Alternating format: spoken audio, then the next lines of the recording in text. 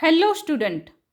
इंग्रजी वाचन कशा पद्धतीनं केलं पाहिजे यासाठी आत्तापर्यंत तुम्ही आपल्या चॅनलवर अनेक व्हिडिओ पाहिलेत.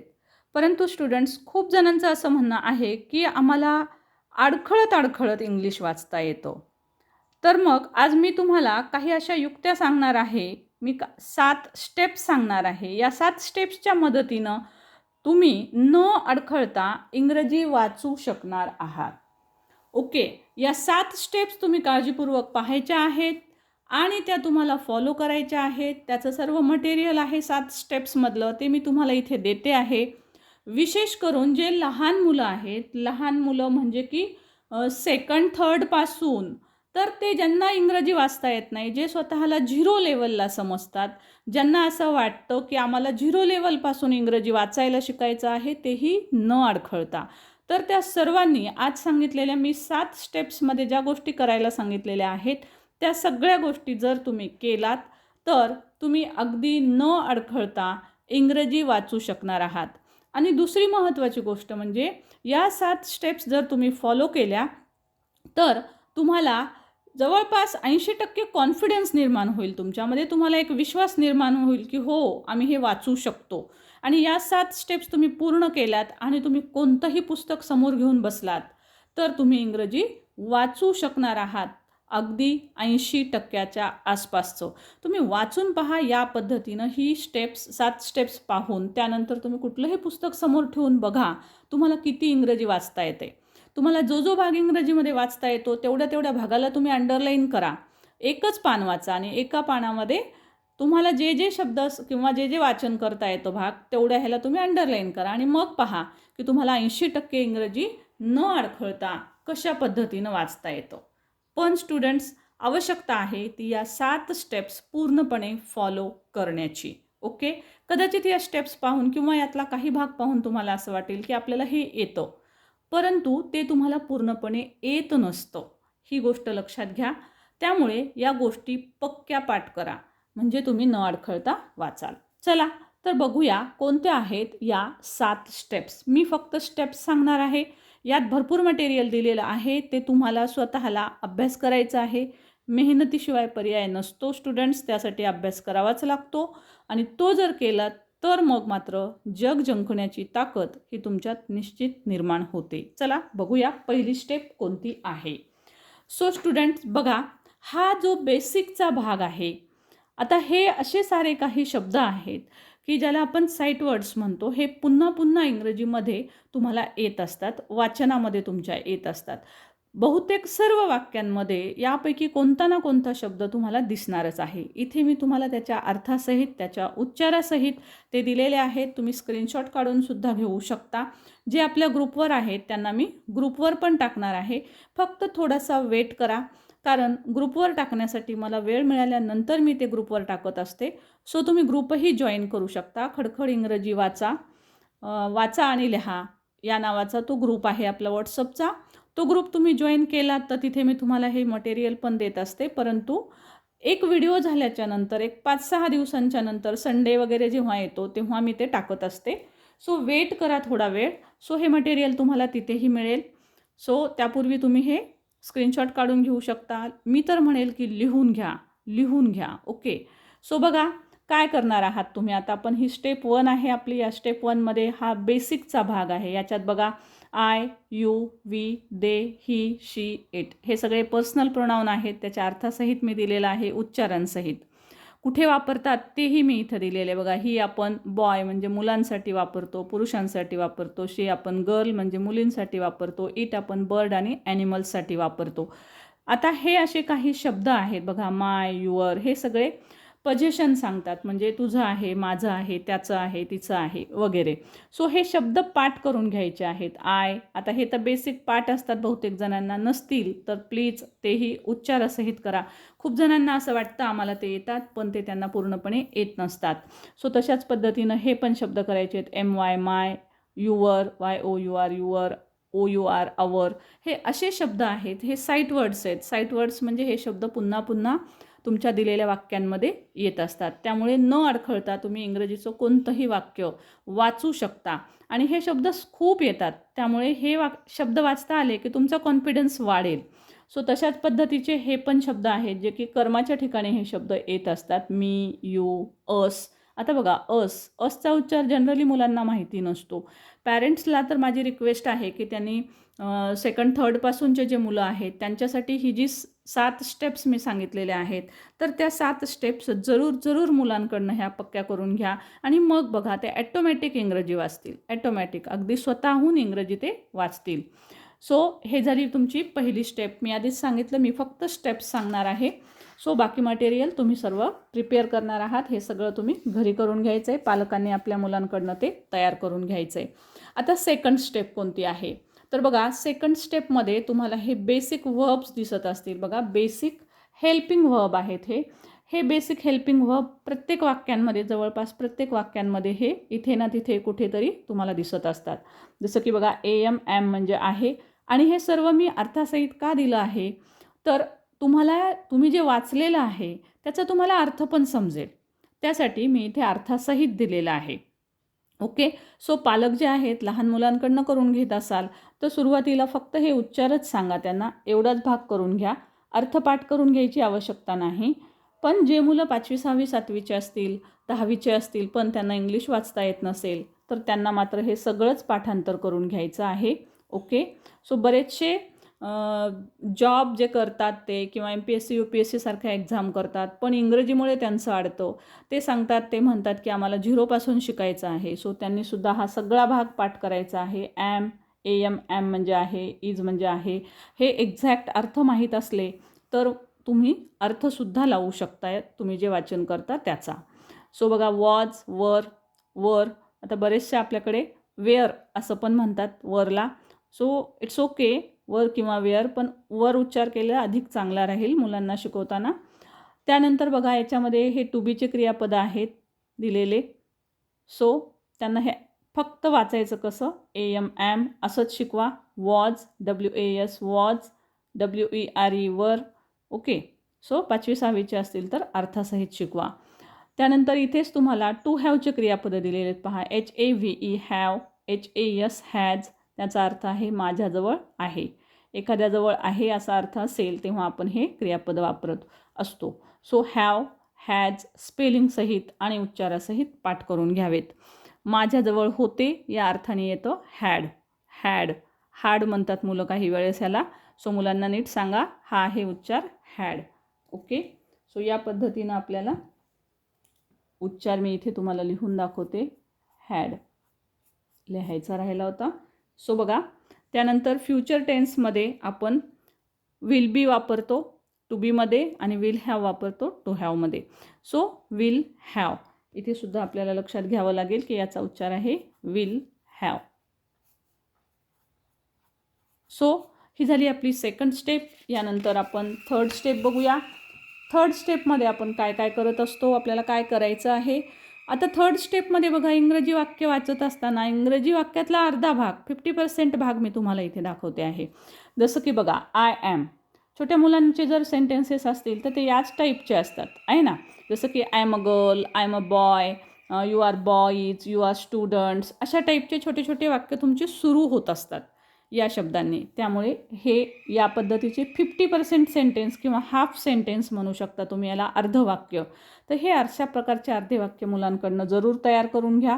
छोटे मुलं असतील तर एवढंच शिकवा. I am, you are, we are, he is, she is, it is, Parth is. आता मी हे का दिलेलं आहे बघा. सो इट जो आहे तो बर्ड ॲनिमलसाठी येत असतो. तो इट इज यांच्याऐवजी आपण सर्वनाम इट वापरतो. आता इथे मुलांसाठी असेल तर एक एक्झाम्पल म्हणून मी इथे एका मुलाचं आणि एका मुलीचं नाव दिलेलं आहे. म्हणजे मुलींचे कुणाचेही नावं आलेले असतील सिंग्युलर असतील तर त्यापुढे इज हे क्रियापद घेत असतात. त्यासाठी आपण मुलांकडनं छोटे मुलं जर असतील 3री 4थी 5वीचे मुलं असतील बेसिक बिगिनर्स जे आहेत तर त्यांनी हे असे 10-15 नावं लिहून काढायचे. म्हणजे Parth is, Ramesh is, Tanishka is, Tanu is, Khushi is आहे ना, इशू इज. सो असे एक एक असे लिहून काढले की तुमचं बेसिक पक्कं होतं आणि मग तुम्हाला कुठलंही वाक्य आलं, कुठलंही नाऊन आलं तर तुम्हाला ते करता येतं. जसं फॉर एक्झाम्पल तुम्ही इटसाठी इथे तुम्ही सिटीचे नावं वगैरे घेऊ शकता, की Pune is, Mumbai is, Aurangabad is, Sambhajinagar is, या पद्धतीनं.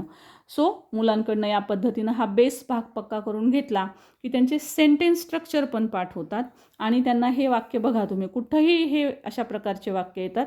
नावं हेच येतील असं नाही, नावं बदलून येतील मुलांना सांगा. आणि अनेक वचनासाठी बघा अशा पद्धतीनं एकापेक्षा जास्त व्यक्ती जर असतील तर आर येतो. म्हणून पार, तॅन, तनू, आर असं एक एक्झाम्पल म्हणून घेतलेलं आहे.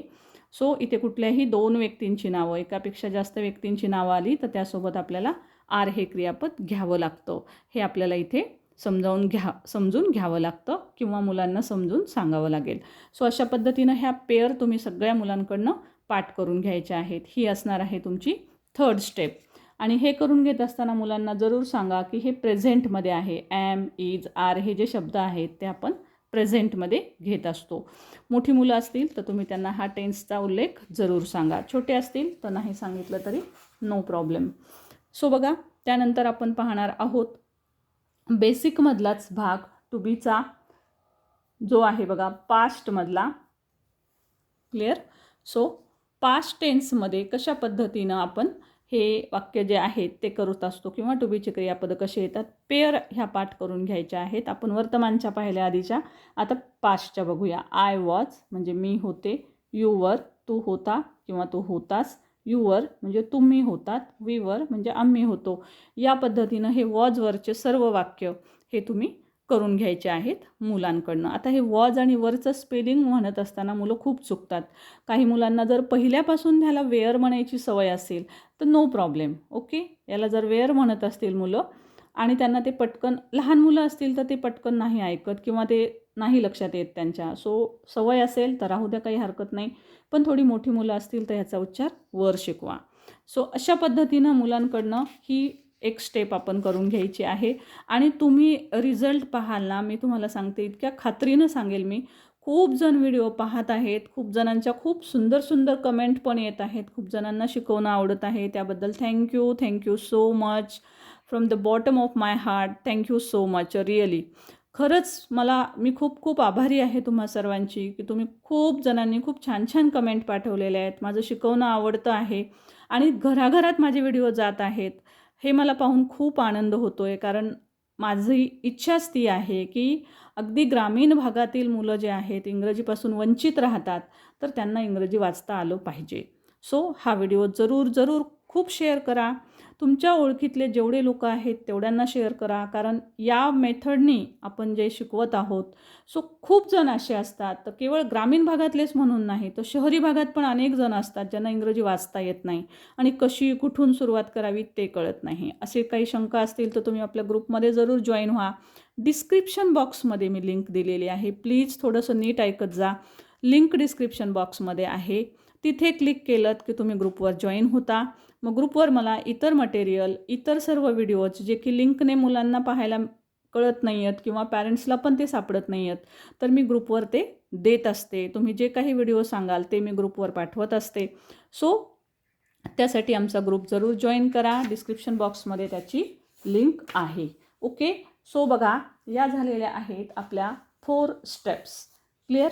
त्यानंतर आपण नेक्स्ट स्टेपकडे जाऊया. आपली 5th स्टेप आपण पाहणार आहोत. सो बघा स्टुडंट्स, 5th स्टेप आपली जी असणार आहे ती ही आहे. बघा, यानंतर आपल्याला टू बीचे आपण क्रियापदं सर्व पाहिले. त्यानंतर आपल्याला मुलांकडनं करून घ्यायचे आहेत हे शब्द. ओके, हे कोणते शब्द आहेत ते बघूया. आता हे आहेत बघा बेसिकमधले टू हॅवचा भाग. तर टू हॅवचे हे सर्व क्रियापदं. आता टू बी आणि टू हॅवमध्ये डिफरन्स असतो आणि तो डिफरन्स कसा असतो तर टू हॅवचा अर्थ असतो एखादी गोष्ट माझी असणे. सो नीट समजून घ्या, तुम्हाला डिफरन्स पण कळेल. आणि या पद्धतीनं तुम्ही जर हे वाक्य मुलांकडनं तयार करून घेतले, हे पाठ करून घेतले मुलांकडनं, आय हॅव, यू हॅव आणि अर्थांसहित घेतले की यू हॅव म्हणजे तुझ्याजवळ आहे, वी हॅव म्हणजे आमच्याजवळ आहे. हे 2 यू लिहिलेले आहेत तर हा एकवचनी आहे यू हॅव, तुझ्याजवळ आहे. इथे आहे यू हॅव पण तुमच्याजवळ आहे, म्हणजे अनेकवचनी यू, दोन्ही पण एकवचनी आणि अनेकवचनी असे दोन्ही पण यू येऊ शकत असतात. सो फक्त अर्थ वेगळा असतो.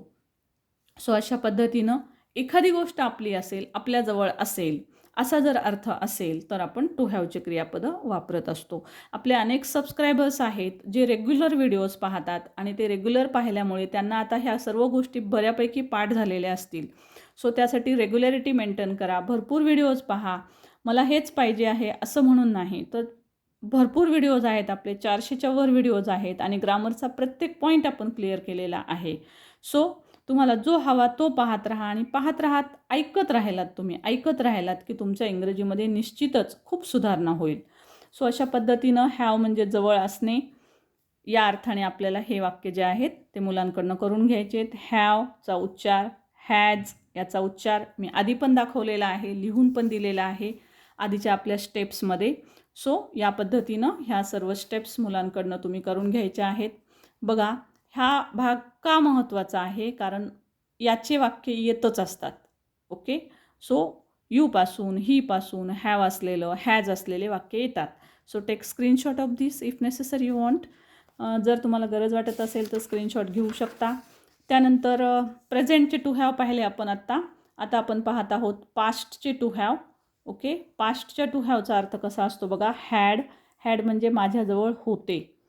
वेगळा एक अर्थ येतो बघा, मला होते, असेही अर्थ असू शकतात. माझ्याजवळ होते किंवा मला होते. जसं की सपोज हा एक पेन आहे, तर मी म्हणेल की माझ्याजवळ एक पेन होता, आहे ना, माझ्याजवळ एक पेन होता. So I had a pen, माझ्याजवळ एक पेन होता. किंवा मला एक पेन होता, मला एक ड्रेस होता. I had a dress, I had a nice dress, I had an expensive dress, माझ्याकडे एक महागडा ड्रेस होता. सो माझ्याजवळ होता, मला होता, मला एक ड्रेस होता, मला होता, अशा अर्थाने सुद्धा हे वाक्य येतात. हे सगळेच वाक्य माझ्याजवळ आहे, तुझ्याजवळ आहे, अशा अर्थाने पण येतात आणि तुला आहे, मला आहे, त्याला आहे, त्यांना आहे, अशा अर्थाने पण वाक्य आलेले असतील तर आपण हे टू हॅवची क्रियापदं वापरत असतो. आता हॅड केव्हा वापरायचं, तर एखादी गोष्ट आपल्याकडे होती असं असेल तेव्हा. तुम्ही पाहू शकता हॅड सगळ्या सब्जेक्टच्या पुढे हॅडच येत असतं. तसं तुम्ही जर हॅवचं पाहिलं तर पहा, हॅवमध्ये मुलांना हे शिकवावं लागतं की यूच्या पुढे हॅव येतं, यूच्या पुढे हॅव येतं, वीच्या पुढे हॅव येतं, पण ही सी इटच्या पुढे हॅज येतं. याच्यासाठी एक खूप सुंदर ट्रिक मी तयार केलेली आहे. आय यू व्ही दे. आता मी ती इथे सांगत नाही पूर्णपणे, पण त्यासाठी तुम्हाला तो व्हिडिओ पाहावा लागेल. ग्रामरचा एक स्पेशल व्हिडिओ बनवलेला आहे मी, आय यू व्ही दे नावाचा, आणि हीज नावाची ट्रिक. 2 सुंदर ट्रिक्स सांगितलेल्या आहेत. टेन्सचा व्हिडिओ आहे, ती ट्रिक तुम्ही नक्की पहा, त्याच्यामध्ये तुम्हाला हे समजेल. मी खूप साऱ्या ट्रिक्स देत असते आणि त्या ट्रिक्स तुम्ही शिकलात तर तुम्हाला इंग्रजी वाचन, अभ्यास सगळंच सोपं जाईल. सो त्यामध्ये ही एक ट्रिक दिलेली आहे. या ट्रिकच्या मदतीनं आय यू व्ही दे हे शब्द जेव्हा येतात तेव्हा त्यांच्यापुढे हॅव क्रियापद येतं. आणि हीज नावाची ट्रिक आहे, HIS, हीजच्या पुढे हॅज येत असतं, हीज हॅज, अशी एक ट्रिक आहे. सो त्यासाठी तो व्हिडिओ जरूर पहा. सो या पद्धतीनं आपल्याला हे सांगायचं आहे मुलांना. ही, सी, इट सिंग्युलर आहेत, सिंग्युलर थर्ड पर्सन, एकटे येत असतील एकट्याच व्यक्तीबद्दल, पण तिसरी कुणीतरी व्यक्ती आहे जी आपल्या समोर नाही आहे. सो अशा वेळेस आपल्याला हॅज घ्यावं लागतं. तसंच सिंग्युलर नाऊन कोणतंही आलं तरी पण त्यापुढे आपल्याला हॅज घ्यावं लागतं. पण इथे पहा, इथे पार्थ अँड खुशी दोघं आहेत, एकापेक्षा जास्त व्यक्ती आल्या की तेव्हा आपल्याला हॅव घ्यावं लागतं. सो हा डिफरन्स आहे, लक्षात घ्या. सिंग्युलरसाठी आपण नेहमी हॅज वापरतो, प्लुरलसाठी आपण हॅव वापरतो. परंतु इथे यू सिंग्युलर असेल तरी हॅवच येतं, लक्षात घ्या. आय सिंग्युलर आहे तरी पण हॅव येतं. फक्त हॅज कुठे येतं मग, हीज ट्रिकसाठी. हीज ट्रिक लक्षात ठेवायची. आणि हीज म्हटलं की त्यांच्याऐवजी येणारे नाऊन, जसं की हीच्या ऐवजी येणारं नाव पार्थ, कोणतंही नाव असू शकतं, त्यापुढे पण हीजच घ्यायचं. शी याच्याऐवजी मुलीचं कोणतंही नाव आलं तरी पण हॅजच घ्यावं लागेल. ओके, सो अशा पद्धतीनं बघा, हा हॅव हॅज तुम्हाला मुलांना शिकवायचं आहे आणि त्यांच्याकडनं ह्या पेअर पाठ करून घ्यायच्यात. I have, you have, we have, they have, he has, she has. या पद्धतीनं जर पाठांतर करून घेतलं तर अडखळायचं कामच येत नाही, कारण जिथून अशा पद्धतीचे वाक्य सुरू होतात ते मुलं पटापट वाचायला लागतात. त्यामुळे न अडखळता तुम्ही इंग्रजी वाचू शकता. नेक्स्ट आपली 6वी स्टेप आहे बघा. 6व्या स्टेपमध्ये आपण हे हॅडचे वाक्य पाहिले. जिथं आपण पास्ट टेन्स असेल तिथे आपल्याला हॅड, मुलांना नीट समजावून सांगा याचा उच्चार हॅड करायचा आहे. आणि हॅड बघितलं तर बघा सगळ्या सब्जेक्ट पुढे हॅडच येतं. म्हणजे कोणताही सब्जेक्ट असू द्या, I, we, you, we, they, he, she, it, एखाद्या व्यक्तीचं नाव, द टेबल, द चेअर, तरीसुद्धा हॅडच येईल. ओके. सो कुठलाही सब्जेक्ट असेल तरी हॅड हेच टू हॅवचं क्रियापद पास्टमध्ये येत असतं. त्यानंतर बघूया फ्युचर. ही असणार आहे आपली लास्ट स्टेप. सो ह्या लास्ट स्टेपमध्ये मुलांकडनं हे पाठ करून घ्यायचं आहे. फ्युचर टेन्समध्ये येत असतं विल हॅव. ओके. सो उच्चार आहे विल हॅव. अगोदरही मी लिहून दिलेला आहे. विल हॅवचा अर्थ असतो एखादी गोष्ट माझ्याजवळ असेल. असेल. जसं की सपोज मला म्हणायचं आहे की माझ्याकडे एक फोन असेल, महागडा फोन असेल. सो मी काय म्हणेल, I will have an expensive phone. I will have an costly phone. आहे ना. माझ्याकडे एक महागडा फोन असेल, जास्त किमतीचा फोन असेल. सो अशा अर्थाने तो माझा असेल, मला असेल, किंवा मला एक सुंदर ड्रेस असेल. म्हणजे माझे पप्पा ते घेणार आहेत तर मला एक सुंदर ड्रेस असेल. I will have a beautiful dress. I will have a nice dress. अशा पद्धतीचं वाक्य आपण म्हणू शकतो. आणि अशा पद्धतीचे वाक्य आले तर ते वाचता येतात. त्यासाठी तुम्ही हे पेअर पाठ करून घ्या मुलांकडनं. I will have, you will have, you will have अर्थासहित मी दिलेला आहे. सो छोट्या मुलांना घेत असाल तर अर्थ नाही दिलेत तरी चालेल. फक्त ह्या पेअर पाठ करून घ्या. त्यांना कसं रीड करायचं आहे आणि अल्टरनेटिव्ह पण घ्या. म्हणजे अशा पद्धतीनं पाठ झाल्यावर मुलं असं सलग वाचतात. पण मध्येच वाचायला लावा एकच शब्द, एकच वाक्य. सपोज आता हे वाच बेटा आता. सो त्याला वाचता आलं पाहिजे की they will have. Okay. So अशा पद्धतीनं सुद्धा आदलेमधले अल्टरनेटिव्ह एक मधले वाक्य पण वाचायला लावा. जेणेकरून की मुलांना पाठ झालं आहे का नाही, वाचता येते का नाही हे तुम्हाला कळेल. आणि सलग मुलं वाचू शकतात बऱ्याच वेळेस पाठ केल्यावर, पण अल्टरनेटिव्ह वाचायला थोडंसं मुलं अवघड जातं त्यांना. सो या पद्धतीनं मुलांचं जर वाचन तुम्ही घेतलं तर एकदाही वाचन चुकणार नाही. खात्रीनं पहा आणि मी सांगितलेली मेथड जरूर फॉलो करा.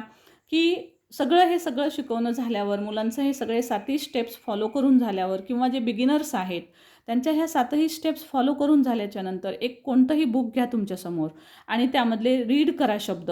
आणि रीड केल्यावर जे जे वाचता येते त्याला अंडरलाईन करा आणि बघा तुम्हाला किती वाचता येते. हे तुमच्या लक्षात येईल की अरे मला तर खूप वाचता येतं की.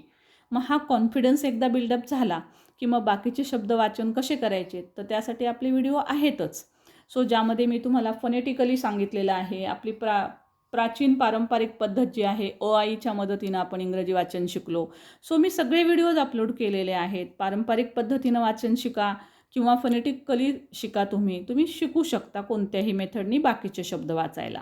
सो या स्टेप्स जरूर फॉलो करा. कशा वाटल्या मला व्हिडिओमध्ये कमेंट करायला विसरू नका.